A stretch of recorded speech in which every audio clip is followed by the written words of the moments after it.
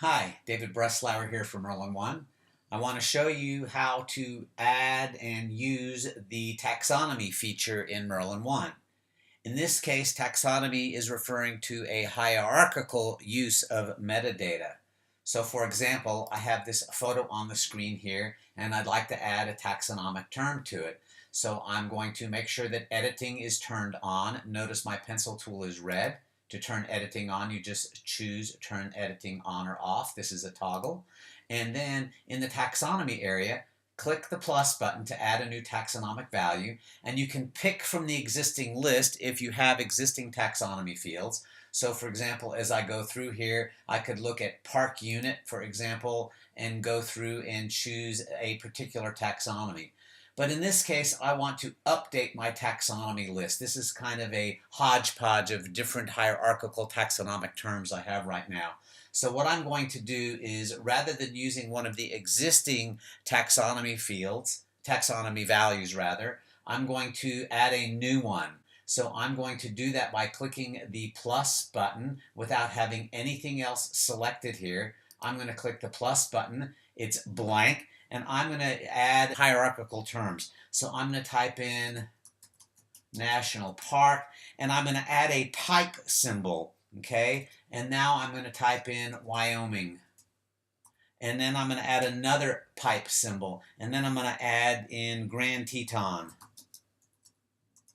Okay, and I'm going to add that. And now if I go look in my taxonomic list, it's added it, and you can see the pipes have served to separate out my hierarchical terms. So here I have National Park, and then you can see below National Park I've got National Park Wyoming, and I also have National Park Wyoming and Grand Teton.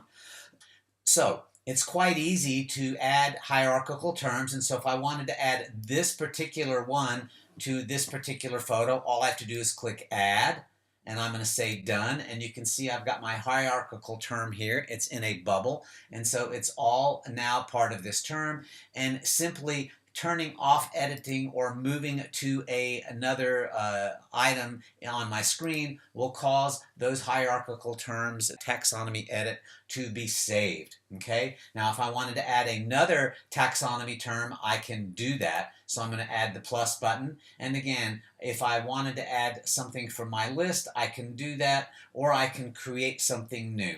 Okay, so it's quite easy to do that.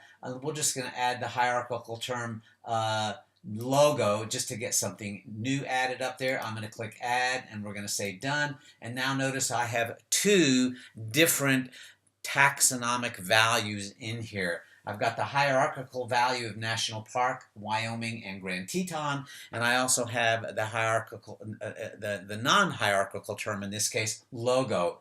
I can search any of these values, right? So if I search Wyoming, it is going to find this particular item. It might find other items as well, but it found that item because it was searching taxonomy.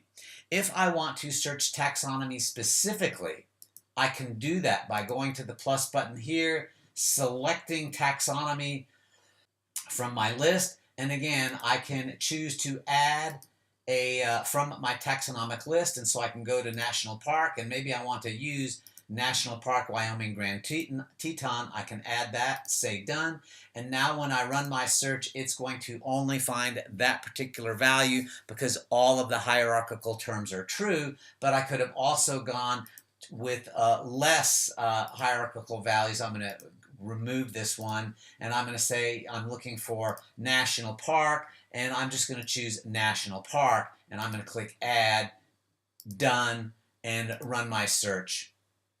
And again, the same value, okay? Even though it's only searching National Park among all of the hierarchical values. So you can drill down and be very, very specific and get all 3 or 8 or 9 of the hierarchies that are part of your taxonomic term, or you can search for any of those taxonomic terms by using either that taxonomy pull-down list or by searching for any of the values in the free text search area. Of course, this search will be a little bit more broad, and it may capture some noise. It may capture some items you're not trying to catch. So there you have it. That's a quick and easy look at using taxonomy in Merlin.